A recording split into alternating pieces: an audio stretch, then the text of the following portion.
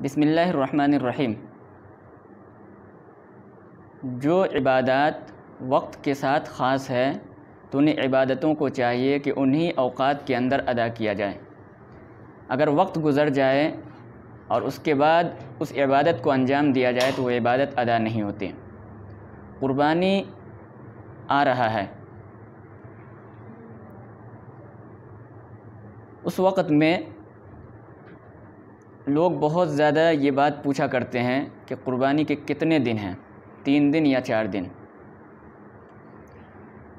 تو آپ یہ یاد رکھیں کہ ہم اہل السنہ والجماعت کے نزدیک قربانی کے ایام 3 دن ہیں، 10 ذی الحجہ، 11 ذی الحجہ، 12 ذی الحجہ۔ یہ 3 دن قربانی کے ہیں۔ چونکہ ایک نیا فرقہ پیدا ہوا ہے جس کو اہل حدیث غیر مقلد کہتے ہیں، وہ اپنے آپ کو اہل حدیث کہتا ہے، ہم لوگ غیر مقلد کہتے ہیں، ان کے نزدیک قربانی 4 دن ہیں۔ تو جس کی وجہ سے لوگوں کو بہت زیادہ دھوکہ ہوتا ہے، اور قربانی کے دنوں میں وہ بار بار سوال کرتے ہیں کہ ہم جو قربانی کا ہم 3 دن کرتے ہیں، اس کے کیا دلائل ہیں ہمارے پاس؟ تو آپ اپنے دلائل یاد رکھیں۔ ہم اہل السنہ والجماعت کے نزدیک قربانی کے 3 دن ہیں، اس پر بہت سارے دلائل ہیں۔ میں آپ کے سامنے 5-6 دلیلیں پیش کر رہا ہوں۔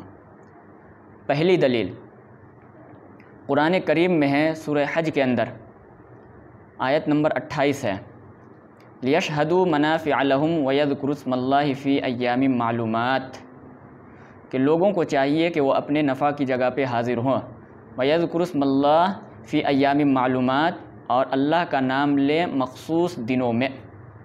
ایام معلومات، یہ ایام معلومات سے کیا مراد ہے؟ حضرت عبداللہ ابن عمر رضی اللہ عنہما بہت مشہور صحابی ہیں، انہوں نے ایام معلومات کی تفسیر کی ہے، فالمعلومات یوم النحر و یومان بعدہ، کہ ایام معلومات سے مراد ہے یوم النحر یعنی قربانی کا دن، یعنی 10 ذی الحجہ کے دن، 10 ذی الحجہ، اور 10 ذی الحجہ کے بعد اگلا 2 دن یعنی 11 اور 12۔ تفسیر ابن ابی حاتم کے اندر حضرت عبداللہ ابن عمر کی یہ تفسیر موجود ہے۔ تو اس آیت کی تفسیر ایک صحابی نے کی ہے، اور صحابی کے تفسیر کا درجہ یہ ہے، مستدرک حاکم کے اندر موجود ہے، ان تفسیر الصحابی عند الشیخین ہوا حدیث مسند، کہ جب کسی آیت کی تفسیر کوئی صحابی کریں تو وہ صرف تفسیر نہیں ہوتی بلکہ تفسیر کے ساتھ ساتھ حدیث مسند کے درجے میں ہوتی ہے۔ تو پتہ چلا حضرت عبداللہ ابن عمر کی یہ تفسیر حدیث مسند کے درجے میں ہے، اور حضرت عبداللہ ابن عمر نے فرمایا کہ قربانی کے 3 دن ہیں، یوم النحر کا دن اور اس کے بعد 2 دن۔ یوم النحر کہتے ہیں 10 ذی الحجہ کو۔ دوسری دلیل حضرت عبداللہ ابن عمر رضی اللہ عنہما کی ایک روایت ہے جو موطا امام مالک کے اندر موجود ہے۔ حضرت عبداللہ ابن عمر فرماتے ہیں، الاضحیٰ یومان بعد یوم الاضحیٰ، کہ قربانی کے 2 دن ہیں عید الاضحیٰ کے دن کے بعد، یعنی عید الاضحیٰ 10 ذی الحجہ، اس کے بعد 2 دن، تو 3 دن ہوئے۔ اسی طرح سے حضرت عبداللہ ابن عباس رضی اللہ عنہ کا قول موجود ہے، ایام النحر 3 ایام وافضلها یوم النحر، کہ ایام نحر یعنی قربانی کے 3 دن ہیں، اور ان میں سب سے پہلا دن یہ سب سے بہتر دن ہے۔ 3 دنوں میں سے پہلا دن جو ہے، پہلے دن میں قربانی کرنا یہ سب سے افضل، سب سے بہتر ہے۔ اعلاء السنن کے اندر یہ روایت موجود ہے۔ حضرت علی رضی اللہ عنہ فرماتے ہیں، النحر 3 ایام، کہ قربانی کے 3 دن ہیں۔ احکام القرآن للتھانوی کے اندر یہ موجود ہے۔ حضرت سلیمان ابن موسیٰ کہتے ہیں، النحر 3 ایام، کہ قربانی کے 3 دن ہیں۔ اس کے بعد حضرت سلمہ ابن اکوع رضی اللہ عنہ کی روایت موجود ہے، صحیح بخاری کے اندر موجود ہے، کہ نبی کریم صلی اللہ علیہ وسلم نے فرمایا، من ضحى منکم فلا یصبحن بعد ثالثة وبقی فی بیتہ منہ شیء، کہ تم میں سے جو شخص قربانی کرے تو اسے چاہیے کہ 3 دن کے اندر قربانی کا گوشت ختم کر دے، 3 دن کے بعد اس کے گھر کے اندر قربانی کا گوشت باقی نہ رہے۔ اس حدیث کے اندر دیکھیے آپ کہ حضور اکرم صلی اللہ علیہ وسلم نے 3 دن کے بعد گھر کے اندر قربانی کا گوشت رکھنے سے منع کیا ہے۔ تو جب 3 دن کے بعد قربانی کا گوشت گھر میں رکھنے سے منع ہے تو 3 دن کے بعد قربانی کرنا کیسے جائز ہو جائے گا؟ جب گوشت رکھنا جائز نہیں ہے تو پھر قربانی کرنا کیسے جائز ہو جائے گا؟ تو پتہ چلا کہ 3 دن کے بعد قربانی کرنا جائز نہیں ہے۔ یہ حدیث ہماری دلیل ہے۔ یہ 6 دلیلیں ہم نے آپ حضرات کے سامنے پیش کی ہے۔ ان 6 دلائل سے یہ بات واضح ہو جاتی ہے کہ قربانی کے 3 دن ہیں، 10 ذی الحجہ، 11 ذی الحجہ، 12 ذی الحجہ۔ اب یہاں پر اس حدیث کی وجہ سے آپ حضرات کے ذہن میں ایک شبہ آ سکتا ہے کہ ہم تو قربانی کا گوشت کئی مہینوں تک کھاتے ہیں، آپ کہہ رہے ہیں کہ قربانی کا گوشت 3 دن سے زیادہ نہیں رکھنی چاہیے۔ تو بات اصل یہ ہے کہ شروع اسلام میں نبی کریم صلی اللہ علیہ وسلم نے کسی مصلحت کے خاطر 3 دن سے زائد گوشت رکھنے سے منع کیا تھا، کیونکہ اکثر صحابہ غریب تھے، کچھ صحابہ مالدار تھے، وہ لوگ قربانی کرتے تھے۔ اب اگر 3 دن سے زائد قربانی کا گوشت رکھنے کی اجازت دی جائے تو وہ لوگ کھا لیں گے، باقی لوگ کیا محروم ہو جائیں گے۔ اس لیے حضور نے منع کیا تھا کہ 3 دن سے زائد کوئی قربانی کا گوشت اپنے گھر میں نہ رکھے۔ تو جب کوئی نہیں رکھے گا تو کیا کہتے لوگوں میں تقسیم کرے گا، ہر شخص کیا کہتے کھا سکتا ہے۔ تو اس لیے حضور نے شروع اسلام میں منع کیا تھا۔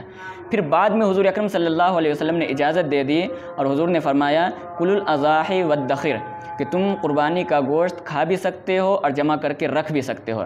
اس حدیث کی وجہ سے علماء کرام فرماتے ہیں کہ اب قربانی کے گوشت کو 3 دن سے زائد بھی جمع کر کے رکھ سکتے ہیں۔ اگر کوئی شخص پورے سال جمع کر کے رکھنا چاہے تو پورے سال بھی رکھ سکتا ہے، 2 مہینہ، 3 مہینہ، 4 مہینہ، 6 مہینہ، پورے سال رکھنا چاہے رکھ سکتا ہے، اس میں کوئی حرج نہیں ہے۔ جب یہ حدیث آپ پیش کریں گے تو غیر مقلد کی طرف سے ایک شبہ آپ کے اوپر آئے گا، وہ لوگ شبہ پیش کریں گے کہ شروع اسلام میں جس طرح سے 3 دن سے زائد قربانی کرنا جائز نہیں، قربانی کا گوشت رکھنا جائز نہیں تھا تو قربانی کرنا بھی جائز نہیں تھا، لیکن جب بعد میں حضور نے 3 دن سے زائد گوشت رکھنے کو جائز قرار دے دیا تو 3 دن کے بعد قربانی کرنا بھی جائز ہو گیا۔ یہ وہ لوگ دلیل دیں گے۔ تو اگر کوئی غیر مقلد یہ دلیل دے تو آپ اس کا جواب یہ دیں گے کہ دیکھیے کہ قربانی کا گوشت صرف چوتھے دن جمع کر کے رکھ سکتے ہیں یا پورے سال جمع کر کے رکھ سکتے ہیں؟ ظاہر سی بات ہے پورے سال جمع کر کے رکھ سکتے ہیں، لیکن قربانی پورے سال نہیں کر سکتے۔ اہل حدیث کے نزدیک بھی قربانی صرف چوتھے دن ہے، چوتھے دن کے بعد قربانی جائز نہیں ہے، یعنی 4 دن وہ قربانی کو جائز قرار دیتے ہیں۔ تو گوشت تو پورے سال رکھ سکتے ہیں اور قربانی صرف 4 دن کر سکتے ہیں، تو دلیل کیسے مکمل ہوئی؟ لہٰذا اگر وہ کوئی غیر مقلد یہ دلیل پیش کرتا ہے تو یہ دلیل ان کے دعوے کے مطابق نہیں ہے، کیونکہ قربانی کا گوشت پورے مہینے پورے سال رکھا جا سکتا ہے لیکن قربانی پورے سال نہیں کی جا سکتی۔ خود اہل حدیث کے نزدیک بھی چوتھے دن کے بعد قربانی جائز نہیں ہے، تو پھر دلیل کیسے فٹ ہوگی؟ غیر مقلدین کے نزدیک قربانی کے ایام 4 ہیں، 10 ذی الحجہ، 11 ذی الحجہ، 12 ذی الحجہ اور 13 ذی الحجہ، 13 ذی الحجہ کی مغرب تک۔ ان کی سب سے زیادہ مشہور دلیل جو ہے وہ ہے السنن الکبریٰ للبیہقی کے اندر ایک روایت ہے، حضرت جبیر ابن مطعم رضی اللہ عنہ اس کے راوی ہیں، وہ فرماتے ہیں ایام التشریق کلھا ذبح، کہ ایام تشریق سب کے سب ذبح کے دن ہیں۔ ایام تشریق ان دنوں کو کہا جاتا ہے جن میں نماز کے بعد تکبیر پڑھی جاتی ہے۔ آپ جانتے ہیں کہ عید الاضحیٰ کے موقع پہ اللہ اکبر لا الہ الا اللہ واللہ اکبر اللہ اکبر وللہ الحمد ہر نماز کے بعد پڑھا جاتا ہے، یہ تکبیر پڑھی جاتی ہے 9 ذی الحجہ سے لے کر کے 13 ذی الحجہ تک، تو ان کو ایام تشریق کہا جاتا ہے۔ تو غیر مقلد کی سب سے مشہور دلیل یہی حدیث ہے کہ ایام تشریق سب کے سب ذبح کے دن ہیں۔ تو وہ کہتے ہیں کہ چونکہ ایام تشریق 12 پہ ختم نہیں ہوتا ہے بلکہ ایام تشریق 13 پہ ختم ہوتا ہے، تو جب 13 پہ ایام تشریق ختم ہوتا ہے تو قربانی کے دن بھی 13 پہ ختم ہوں گے، 12 پہ ختم نہیں ہوں گے، لہٰذا 13 تک قربانی چلے گی۔ اگر کوئی غیر مقلد یہ حدیث پیش کریں تو اس کا آپ کئی جواب دے سکتے ہیں۔ میں 5 جواب آپ کے سامنے رکھ رہا ہوں، آپ ان 5 جواب میں سے کوئی جواب دے سکتے ہیں۔ سب سے پہلا جواب تو یہ ہے کہ یہ حدیث انتہا درجہ ضعیف ہے، کیونکہ اس میں ایک راوی ہے معاویہ بن یحییٰ الصدفی۔ اس کے بارے میں محدثین کا خیال یہ ہے، بہت سارے محدثین نے اس پہ کلام کیا ہے۔ حضرت یحییٰ ابن معین فرماتے ہیں معاویہ بن یحییٰ الصدفی لا شیء، کہ معاویہ بن یحییٰ کا تو کوئی مقام ہی نہیں، کوئی حیثیت ہی نہیں ہے۔ حضرت امام ابو زرعہ رازی رضی اللہ رحمۃ اللہ علیہ فرماتے ہیں احادیثہ کلھا مقلوبۃ، کہ حضرت معاویہ بن یحییٰ کی ساری روایتیں مقلوبتن، اس میں الٹ پھر رہتی ہیں، ان کی روایتیں بدلتے رہتی ہیں، کبھی ایک حالت پہ نہیں رہتی۔ علامہ ذہبی رحمۃ اللہ علیہ فرماتے ہیں ضعفوہ، کہ محدثین نے ان کو ضعیف قرار دیا ہے۔ امام ابو حاتم رازی رحمۃ اللہ علیہ فرماتے ہیں ھذا حدیث موضوع، یہ حدیث تو موضوع ہے۔ تو اگر موضوع نہ بھی مانا جائے تو یہ حدیث انتہا درجے کی ضعیف ہے، لہٰذا اس حدیث سے استدلال کرنا صحیح نہیں ہے۔ پہلا جواب تو یہ ہے۔ دوسرا جواب یہ ہے کہ اگر اس حدیث کو مان بھی لیا جائے، اس حدیث پہ عمل کیا جائے، تو اس حدیث پر عمل کرنے کی شکل میں ادھر ساری روایتیں، جس سے پتہ چلتا ہے کہ قربانی کے صرف 3 دن ہیں، ان ساری روایتوں کو چھوڑنا لازم آئے گا۔ ایک حدیث پہ عمل کرنے کی وجہ سے بقیہ 5-6 روایتیں، میں تو 6 روایتیں پیش کیا ہوں، باقی اس کے علاوہ بہت ساری روایتیں ہیں، تو جہاں 20 روایتیں موجود ہیں، 25 روایتیں موجود ہیں، ایک روایت پہ عمل کرنے کی وجہ سے 20-25 روایتیں چھوٹ رہی ہیں۔ تو یہ کہاں کی عقل مندی ہے کہ ایک حدیث پہ عمل کیا جائے، 20-25 حدیثوں کو چھوڑ دیا جائے۔ لہٰذا اب وہ بھی کیا کہتے ہیں، ضعیف حدیث پہ عمل کیا جائے اور صحیح حدیث موجود ہے اس کو چھوڑ دیا جائے، کیونکہ 3 دن والی جو روایتیں ہیں وہ صحیح ہے اور 4 دن والی جو روایت ہے وہ ضعیف ہے، لہٰذا صحیح حدیث پہ ہمیں عمل کرنا چاہیے، نہ کہ ضعیف حدیث پہ۔ ہاں اگر صحیح روایت نہ ہوتی تو اس وقت دیکھا جاتا، لیکن جب یہاں صحیح روایتیں کئی ایک موجود ہیں تو پھر اس کے ہوتے ہوئے ضعیف حدیث پہ کیوں عمل کیا جائے؟ اس حدیث کا تیسرا جواب یہ ہے کہ دیکھیے، اس حدیث میں کہا گیا ایام التشریق کلھا ذبح، کہ ایام تشریق سب کے سب ذبح کے دن ہیں۔ اہل حدیث کہتے ہیں کہ ایام تشریق چونکہ 13 پہ ختم ہوتا ہے، اس لیے قربانی بھی 13 تک چلے گی۔